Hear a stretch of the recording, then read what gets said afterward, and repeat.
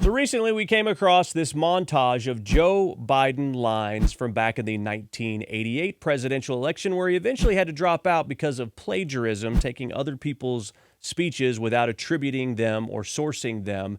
And so take a look at this and see if it sounds familiar.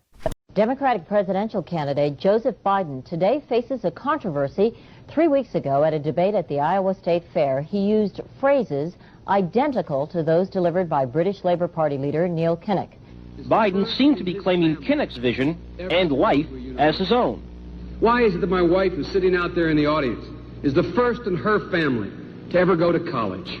Why is Gladys the first woman in her family in 1,000 generations to be able to get to university? My ancestors who worked in the coal mines in northeast Pennsylvania don't come up after 12 hours and play football. 8 hours underground and then come up and play football. It's because they didn't have a platform upon which to stand.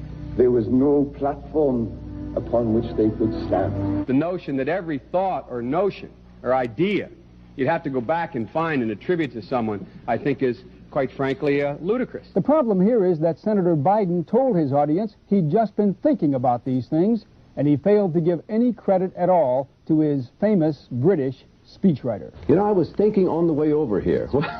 Now that's a little too much because, as you point out, what's behind the words? What's there? And a lot of people, the rap on Biden has always been that it's just a surface. I should have said, to paraphrase Neil Kinnock, it's the only time I didn't, and all the times I've ever used it. But CBS News found a tape of a second instance.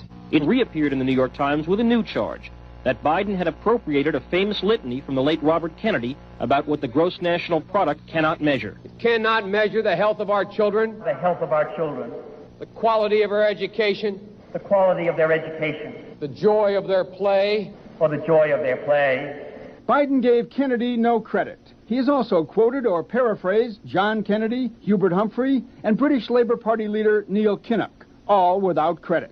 Joseph Biden admitted today that he committed plagiarism when he was in law school. He said it was a mistake, but that it was unintentional. He quoted 5 pages of someone else's work without proper citation. I've done some dumb things, and I'll do dumb things again.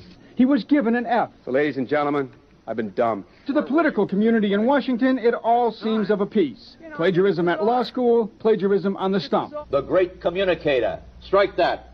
The great imitator. You don't steal verbatim, or when you do, as he did 99% of the time, you give credit. Biden's critics say he sells himself as a man whose words and visions can inspire a new generation in politics.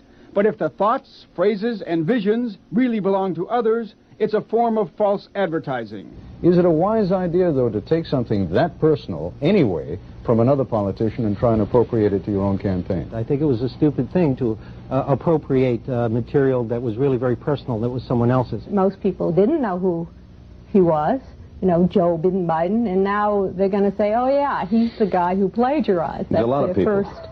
Politically, that's devastating. These clips are devastating. He looks like a Joe Biden wind-up doll with somebody else's words coming out.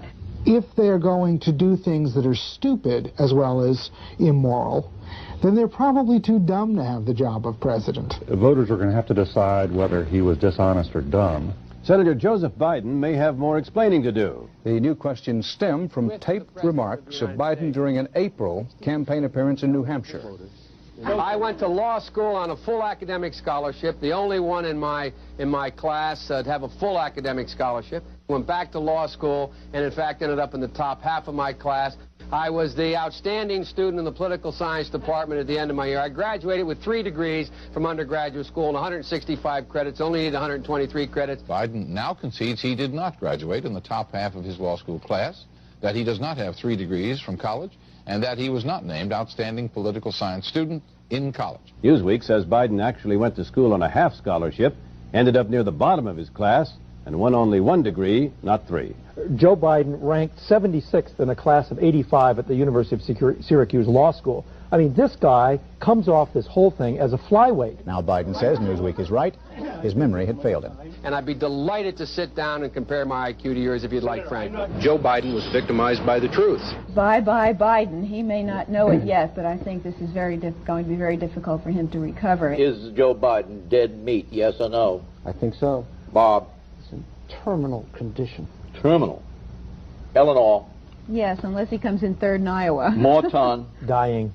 I say dead. We'll be right back. So the first thing that strikes me after watching that is it sounds familiar to a lot of the things we see him do today. And has Joe Biden changed, or is it the same old Joe?